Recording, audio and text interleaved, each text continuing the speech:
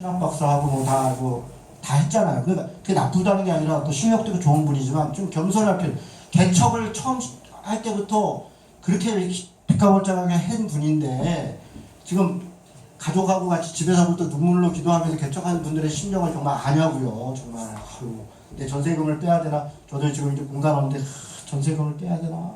지금 대출을 받아야 되나? 지금 고민이에요. 지금 제가 이제 고민을 지금 막 하고 있는데.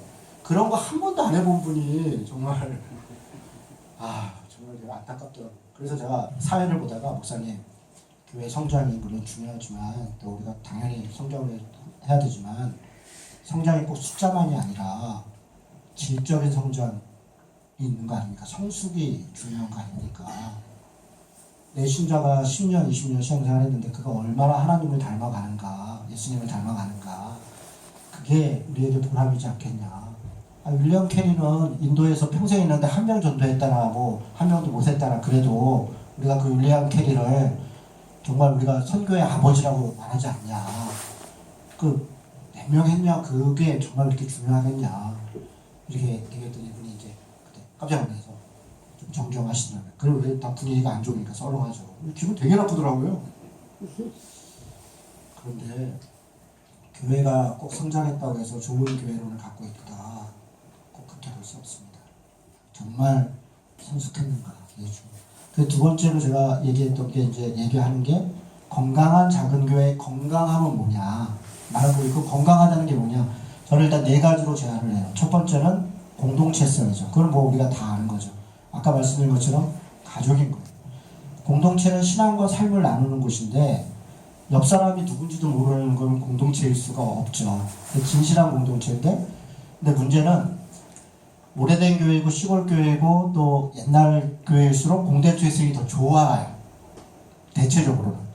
이게 너무 좋아서도 문제예요. 옆 사람 그냥 말 안 해도 되는 것까지 다 알고 다 또 얘기해가지고 우리가 쑥 돌아가고 또 내 교회 들어오고 막 좀 서로를 좀 존중해줘야 되는데 너무 긴 일이 없네. 이런 것들이 좀 걱정이 되긴 하지만 도시는 또 반대로 너무 또 서로에 대해서 노타치하는 분위기로 가거든요. 공동체성, 진실한 공동체성은 언제든지 중요하고 하다. 근데 두 번째로 제가 제안하고 싶은 거는 제자도예요. 그게 무슨 얘기냐면 신자의 성숙인데 교회는 교리 또 뭐 제도 또 어떤 건물 저는 이게 다 교회의 요소라고 생각해요. 그런데 교회는 이런 모든 것들을 통해 하나님의 사람들 그렇잖아요. 우리가 뭐 다 알듯이 사람을 왜 제도가 있는 거고 교리가 있고 글을 다 있는 거잖아요. 장소도 있고 사람인데 그러면 교회가 사람이라 그러면 교회가 건강하다는 건 사람이 건강한 거잖아요. 신자가 건강하다는 건 몸이 건강하다는 게 아니라 신앙이 건강하다는 거잖아요. 그걸 어디서 알 수 있나? 자기 삶의 자리에서 하는 거죠. 가정에서, 자기 일터에서, 마을 사람들이 아는 거죠. 그러니까 우리 교회가 건강한 거는 우리 교회 신자가 일상에서 제자로 살고 있는가. 그게 더 높아지는 게 건강한 거죠. 일상의 제자도를 강조되지 않으면 교회 안에서는 좋은 집사고 좋은 장로고 좋은 목사인데 저 양반이 강단에서는 안 내려왔으면 좋겠다. 말씀 너무 잘하는데 내려오면은 뭐 그냥 승질내고 막 발로 차고 막 욕하고 이러니까 또 부인도 저 양반이 설교만 들었으면 좋겠어. 이런 생각을 한다면 이건 심각하잖아요. 직장도 마찬가지죠. 그래서 장로를 세울 때 외인에 대하여도 존중을 받는 사람을 세워야 된다 이렇게 얘기를 하잖아요. 그러니까 일상의 제자도 제가 예를 하나만 들어보죠. 제가 이제 목사 소득세를 신고해야 된다 이런 운동을 오랫동안 했어요. 제가 기후시 사무처장도 했었는데요. 글도 쓰고 그랬었는데 제가 KBS에 대표 토론회도 나갔었어요. 그것 때문에. 그런데 이제 우리 교회 이제 집사님들이 한번 대전을 차를 타고 가는데 이제 안수 집사님이신데 이렇게 볼펜 그 기념품을 화곡동에서 그 하는 작은 개인 회사를 하는 거예요. 오다 보면 이제 기념품 색깔 내갖고 이렇게 보내주고 목사님 5월달인데 부가가치세를 신고해야 된대요. 부가가치세. 그런데 정말 최선을 다해서 하고 있다고. 목사님이 목사도 소득세 내야 된다 그러는데 당신네 교회 신자들은 똑바로 하냐. 그랬을 때 부끄럽지 않으려고 어쨌든 그 주장을 그분은 옳다고 생각을 한 거고 그런데 이렇게 얘기하는 거예요. 100%는 못해요. 그러시잖아요. 부가가치세 신고가 우리같이 자영업자가 100%는 못해요. 그러니까 목사님 그래도 내가 하려고 해요. 그렇게 얘기를 하는 거예요. 근데 앞에서 운전하던 친구가 학원을 하는 친구, 학원, 자기 조그만 학원을. 집사님 저도 그래요 이러더라고요. 저도 그래요. 제가 진짜 그날 감격해서 눈물이 찔끔 나더라고요. 집사님들한테 너무 감사하다. 감사합니다.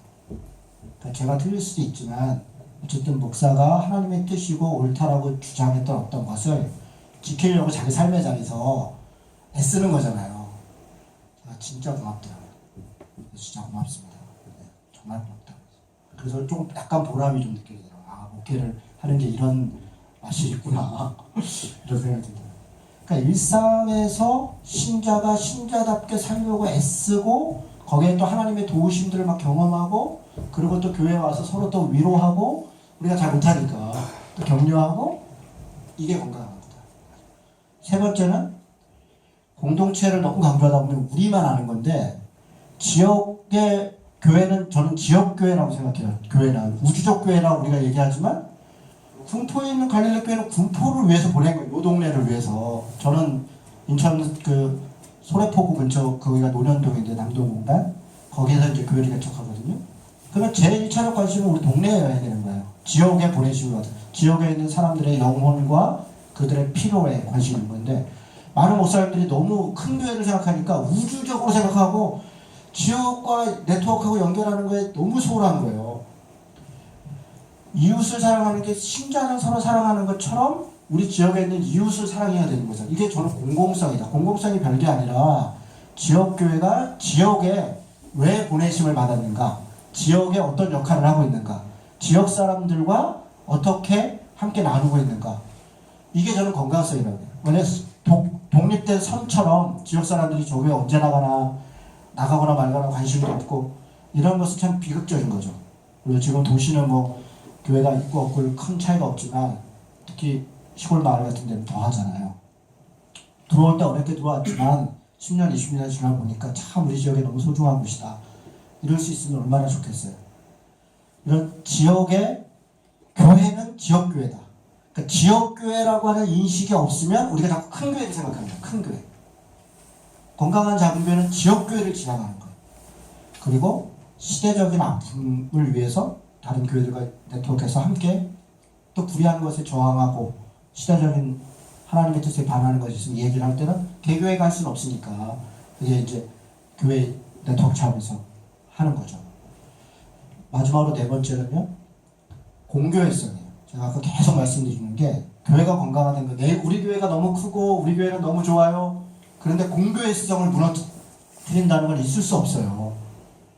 지금 우리 한국교회의 가장 중요한 문제가 권징이 안 되는 거잖아요. 권징하면 탈퇴해버리고 독립교회로 가버리고 이런 거잖아요. 그러니까 신자들도 뭐라고 하면 역교회로 가버리고 그런 거잖아요. 권징이 없으니까 바른 말씀을 선포해도 말씀이 살아 역사하기가 어렵고 바른 성례를 행해도 그 성례로 시행되지 않고 권징이 사라지는 것이 왜 그런가? 우리 스스로가 역습당하는 거예요. 우리가 이 공교회성을 무시하니까 개교회, 우리 교회만 이렇게 생각해버리니까요. 영성교회 요번에 사태 중에 제가 제일 끔찍하게 생각하는 건 이거예요. 노회장이요. 그 분회장이 그 헌의의 의장이에요. 분회장이 거기는 통합은 그렇게 당연으로 돼 있어요. 노회 분회장이. 그래서 김수원 목사라는 분이 분회장이에요.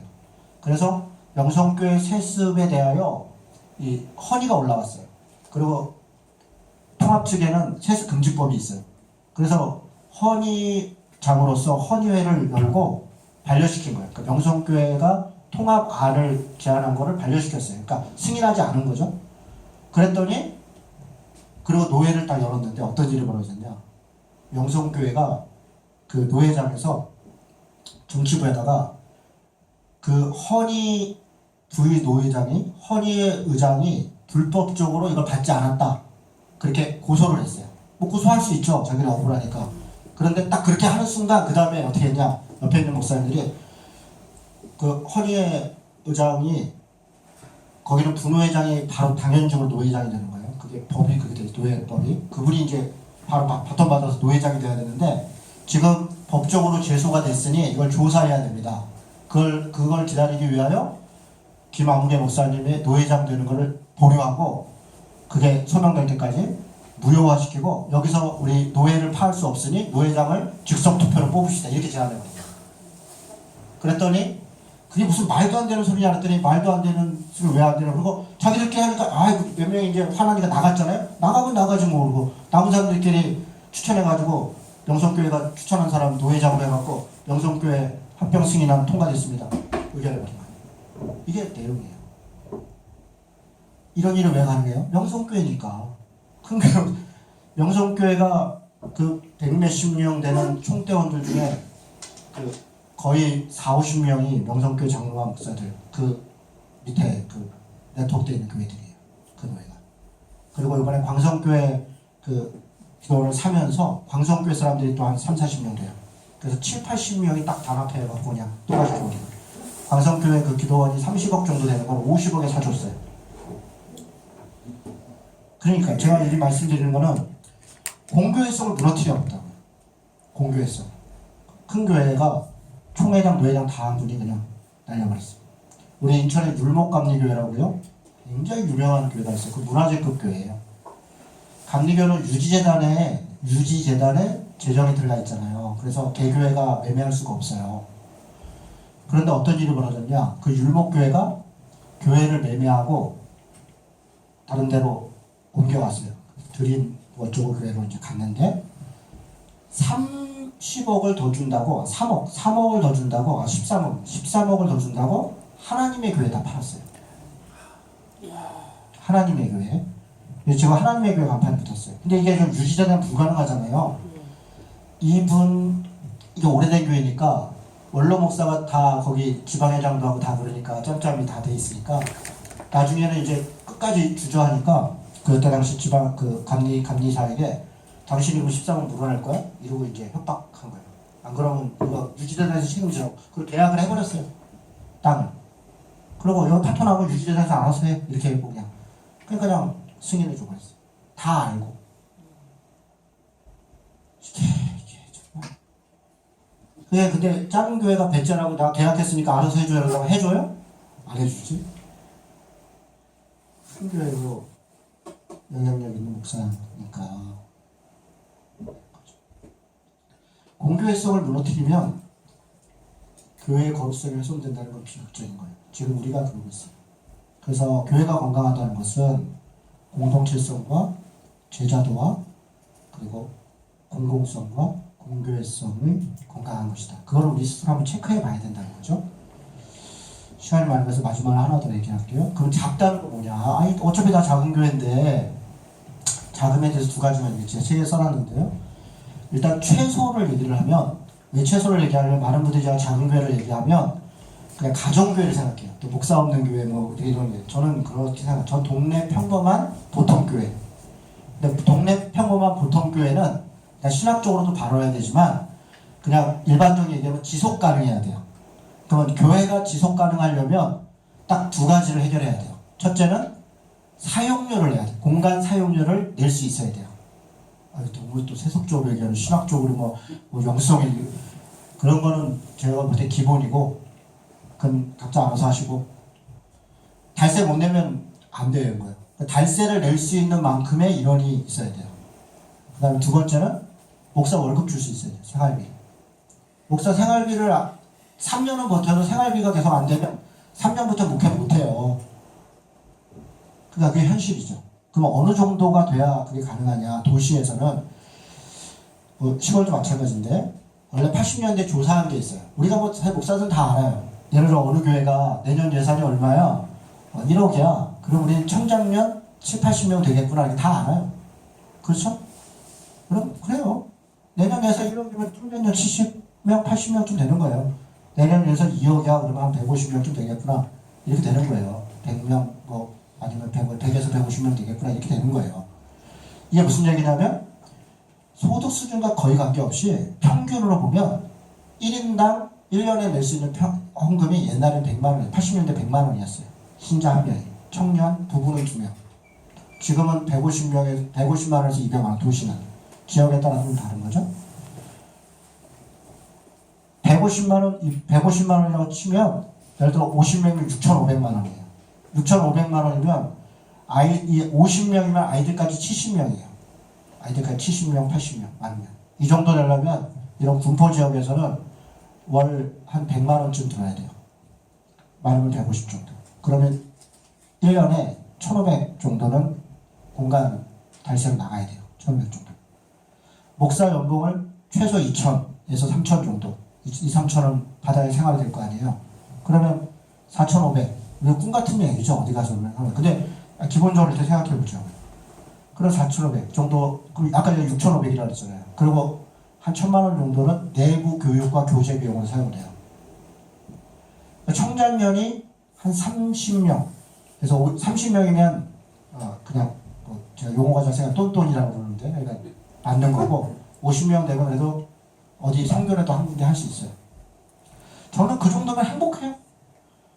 그거 30명, 40명이면 괜찮아요. 욕심 안 부리고 비교심만 안 가지면. 문제는 이제 최대치죠. 제가 생각하는 건강한 자원교회는 그래서 한 30에서 50명 정도. 그거 안 된 교회는 어떡하냐? 안 돼도 할 수 없죠. 그 뭐 이중직도 해야 되고 어쨌든 살아가야 되는데 그 자체로 귀하죠. 그걸 제가 무시하는 게 아니라 현실적인 동네 작은 교회를 얘기하는 거예요. 최대치는 많은 목사님들하고 대화해 보니까 아까 말씀드린 관계성, 공동체성 이런 관점에서 보면 300명을 넘는 얘기는 별로 못 들어본 것 같아요. 총장년 300명 정도 넘어가면 어렵다 이렇게들 봐요. 그러면 그 전에 미리 분립을 준비해서 내가 나가든지 후임이 해서 교회를 분립해서 본교회성으로 이렇게 묶어나간다면 한국교회가 원래 그렇게 됐다면 얼마나 좋았겠어요. 이번에 광인 오카름이라는 영화가 나와서 제가 엊그저께 시사회에 초청을 받아서 갔더니요. 오카름 목사님이 거기 인터뷰 장면이 나와요. 자기가 정말 그 인터뷰 때문에 그 인터뷰한 김명호 목사라고 구체제자 훈련원에 원장했고 했던 분이 그 인터뷰 때문에 잘렸어요. 오정일 목사한테 빗살러 다냐고. 그거를 디사이플즈에 실었거든요. 그러니까 그분이 작심하고 싫은 거죠, 사실은. 싫지 말았어야 되는데. 왜 그러냐면 건축 한참 하고 있는데 오 목사님이 외계를 하시는 거예요. 내가 제자도와 한 사람에 대한 생각과 제자 훈련을 중시하고 목회를 했는데 지금 와서 보니 이거는 대형교회는 맞지 않는 거다. 그러니까 너무 맞지 않는 거죠. 제자 훈련과 제자도는 작은 교회가 지향했어야 되고 자기가 빨리빨리 분립하지 못했던 게 너무 후회스럽다. 이런 얘기를 거기서 하시는 거예요. 그 장면이 영상에 나오더라고요. 저는 그 말이 옳다. 그 말이 옳아요. 인터뷰 옥하는 목사님이 그렇게 고백하시더라고요. 굉장히 훌륭한. 우리는 아니 능력 있고 좋은 하나님이 쓰시는 종은 더 큰 교회 해도 되지 않냐? 그게 우리를 속이는 거예요. 도대체 하나님이 쓰시는 더 큰 종이라는 게 있는가? 이 시대에 엘리야가 있고 이 시대에 사도 바울이 있는가요? 다 목사가 있고 다 주님의 종만 있는 거예요. 누가 예수님의 자리를 대체해서는 안 되는 거예요. 그 한 사람이 어떤 능력인 걸 우리가 다 함께 하라고 주님이 우리를 부르셨다고요. 지금 시대에 더 많은 목사들을 불러서 더 함께 하도록 일을 했는데 우리는 여전히 엘리야를 바라보고 있다니까요. 내가 엘리야가 되고 싶고. 이거는 큰 착각이죠. 그래서 고만고만한 동네 목사로 우리는 살아야 된다. 그리고 서로 협력하고 함께하고. 큰 교회가 큰일하지 않나요? 큰 교회가 큰일하죠. 그런데 정말 그게 큰일일까? 큰 일일까? 그리고 정말 왜 그 교회가 그 일을 하나? 원래 우리가 지방에서 다 세금 돈 내가지고 농어촌 선교부를 만든 거 아니에요. 농어촌에 복음을 전해야 되고 그 농어촌 목회자들을 지원하기 위해서 농어촌이 자체적으로 자생하기 어려우니까 지방회가 혹은 총회가 돈을 주도록 교회들로부터 받았는데 이 돈은 거기다 안 쓰고 큰 교회들이 하고 농어촌부는 그거 갖고 엉뚱한 짓을 하는 거 아니에요. 우리 솔직히. 그리고서 큰 교회 고맙다 그러고 큰 교회 목사 들어서 설교 한번 하고 큰 돈 툭 내고 가고 이런 거 아니에요. 왜 이런 시스템으로 가야 돼요? 그리고 작은 교회 목사님들 맨날 큰 교회 목사님들 언제 한번 안 오시나. 요번에 명성교회가 세습을 딱 하고 난 다음에 그동안 작은 교회 지원 맨날 요청해도 안 하다가 1억 8천을 내놨어요. 그리고 60교회에다가 월 300을 주고 그랬어요. 그럼 그 교회 노예에 있는 교회들이 반대할 수 있겠어요? 돈으로 이런 짓을 해서 되겠어요? 정말 너무 비극적인 거예요. 정말 이런 짓을 명성교회가 그 돈을 참 정말 진짜 좀 화딱지가 나요. 너무 속상해. 만약에 제가 5,000명교회 목사였다. 여러분하고 이게 안 만나요. 저도 안 만나지만 여러분도 저 보면 대우가 달라요. 그냥 뭐 동네 이번에 또 개척한다며 뭐 제가 한 150명까지 갔었거든요. 저희 교회가 그 정도 하면 만만하잖아요. 그러니까 이게 만만해야 되잖아요. 목사들이 서로 알고 보니 목사님이네요. 이래야 되는데 딱 봐도 목사네요. 딱 봐도 굉장히 큰 교회 목사시네요. 이렇게 되면 얼마나 불편해요. 국회의원도 아니고. 그러니까 우리가 동네 평범한 목사로 그냥 동네 목사로 사는 것을 즐거워해야 되는데 그래서 우리는 가운도 입지 않는 것이고 원래 우리 그렇잖아요. 우리 로만 컬러도 안 하고 하잖아요. 우리 개신교 목사들은 그냥 동네 목사로 그렇게 타는 건데 뭘 자꾸 하려고 그래. 나 목사인 줄 좀 알아달라고. 목사인 줄 모르면 좀 어때요? 복음 전하면 나중에 보니까 목사네 이렇게 되는 거지. 그러니까 무슨 시장님 오셨어요. 막 무슨 교수님 오셨어요. 이런 것처럼 우리가 그런 대우적을 받으려고 어느 순간에 우리가 종이 아니라 어느 순간 주인이 됐더라는 거죠. 그래서 더 좋은 대접을 받기 위해서 더 큰 교회를 해야 된다 이렇게 생각하는 거죠. 4장에는 제가 목회했던 아까 예배와 관련된 재정과 관련된 주의학과 관련된 거 또 전도와 관련 사역과 관련된 제가 나름대로 조금 이렇게 해봤던 것들을 좀 정리해놨어요. 네, 많은 목사님들이 4장을 좀 도움 이렇게 보시고 조금 새로운 인사이트를 좀 얻으시더라고요. 근데 이런 거는 프로그램이 아니라 경험이에요. 그냥 그분은 그렇게 하는구나. 그러면 일단 큰 가치를 보고 각자 교회에서 적용할 수 있는 것들을 스스로 찾아가면 저는 그게 가장 좋다 이렇게 생각합니다. 말이 좀 길어졌었습니다. 네, 좀 한국교회가 큰 교회들이 재편돼야 된다. 건강한 작은 교회로. 크기의 문제입니다. 근데 가능하겠냐? 가능하지 않다고 봐요. 스스로 안 하니까. 그러나 그렇게 될 거라고 봐요. 왜냐하면 스스로 하는 게 아니라 무너져요. 지금 중형 교회들이 지금 거의 무너져가고 있어요. 오히려 역으로요. 작은 교회와 큰 교회만 큰 교회는 더 커지고 있고 작은 교회는 살아남고 있어요. 그러니까 진짜 교회들이 살고 있고 큰 교회는 앞으로 당분간 더 커질 거예요. 그런데 여기를 탈출하는 사람들이 생기고 이 스스로 무너져갈 때 그걸 받을 수 있는 준비를 해야 된다. 그게 이제 제 마음이에요. 한국교회를 살려야 되고 우리 아이들에게 가야 된다. 두 번째는 작은 교회가 그냥 숫자만 작은 게 아니라 건강한 작은 교회의 가치를 지향하고 그 가치에 맞는 목회를 해야 된다. 이게 이제 두 번째로 제가 주장하는 거고 마지막으로는 신자들이 건강한 작은 교회의 가치로 자기 삶의 자리에서 살아야 된다. 그게 저는 재편되어야 된다. 이렇게 이 책에서 주장을 하고 있는 것입니다. 이 정도로 마치고요. 들어주셔서 감사합니다.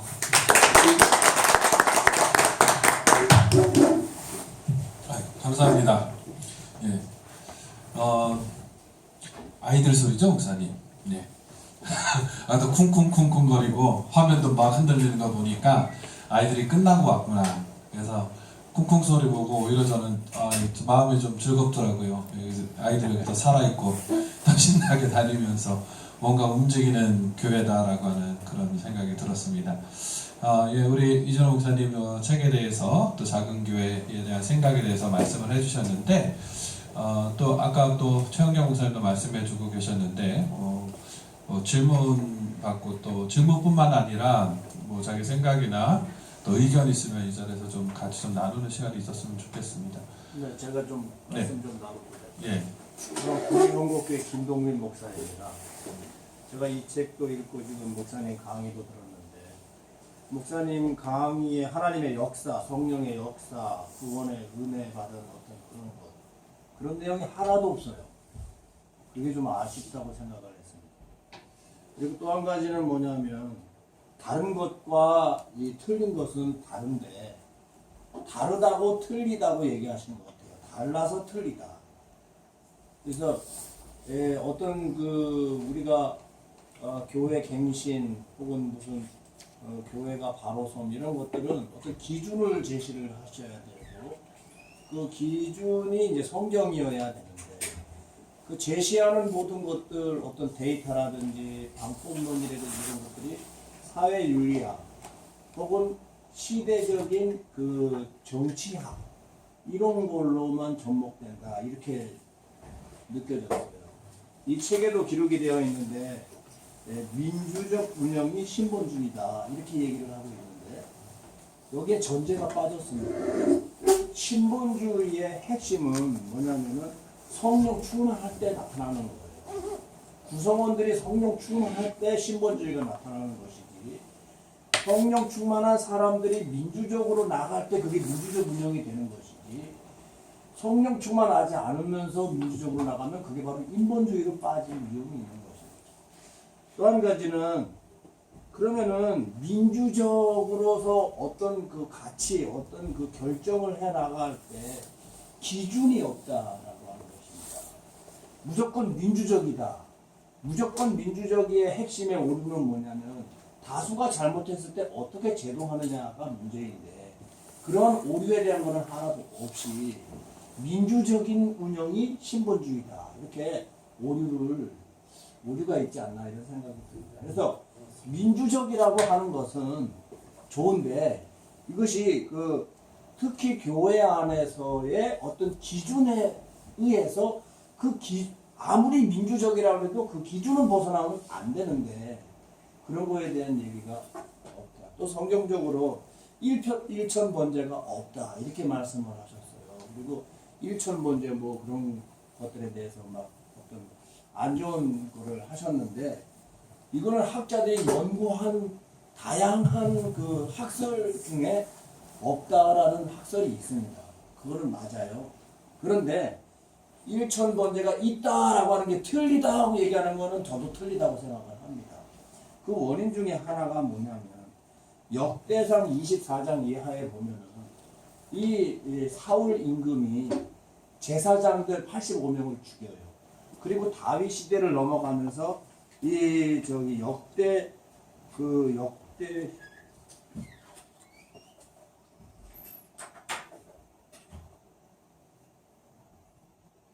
엘르아살 그 자손 계열이 우두머리가 16명이고 이다말의 우두머리가 8명이다 이렇게 성경에 나옵니다.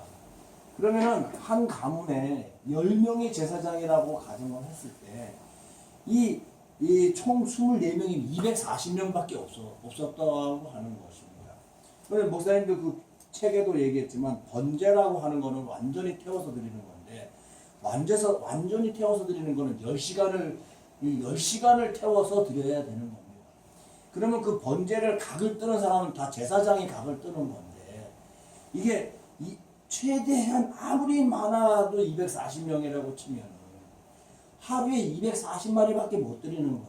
아무리 이거 많아도 그러면 최소한 일주일 이상은 그 드린 겁니다. 이게 천번제가 드린 겁니다. 그런데 이 역대상을 쭉 보면은 목사님도 이해를 하시겠지만 이 16명과 8명을 24반차로 해가지고 담당자를 짓습니다. 그래서 어떤 학자는 이거를 3년 동안 했다 이렇게 얘기하는 겁니다. 그러니까 이 천번제에 대한 학문적인 연구를 통해서 했다 이렇게 이제 얘기를 하는 것이고 목사님은 그냥 거기에 어떤 전혀 근거도 없이 그냥 없다 이렇게 얘기를 하셨더라고요. 그래서 제가 지금 말씀을 드리는 것은 일천번제가 있다고 하는 것은 신학적인 학설이고 없다 하는 것도 신학적인 학설인데 일천번제가 있는 것을 마치 그 잘못된 것으로 얘기를 한다라고 하는 것이죠. 아까 처음에 서두에 얘기한 것처럼 다름과 차이가 있는데 다르다고 틀린 것은 아니다라는 것이죠. 다른 건 다른 거고 틀린 건 틀린 거다 라는 것인데 틀린 거에 대한 기준이 없다. 지금 제가 그 말씀을 드리는 겁니다. 그리고 또 한 가지는 뭐냐면 이 책의 전반적으로 봤을 때 한마디로 말하면은 대형교회를 전반적으로 부정적으로 얘기를 하고 있어요. 그런데 대형교회가 긍정적인 역할을 많이 하는 것을 다뤄야 된다고 나는 생각을 해요. 아까 사랑의 교회도 말씀을 드렸습니다만 사랑의 교회 자체만 해도 이 서울시에 5개의 문화센터를 운영하고 있어요. 그거는 시에서 할 수 없는 그런 일들을 하고 있고 노인 케어도 많이 하고 있습니다. 또 이 교회라고 하는 것이 물론 부정적인 그런 면도 있지만 긍정적인 면이 굉장히 많이 있는데 그런 거에 대한 거는 잘 다루지 않는다라고 하는 것이죠. 그리고 목사님이 말씀하신 것처럼 목사님의 목회 철학은 평범한 그 보통 목회예요.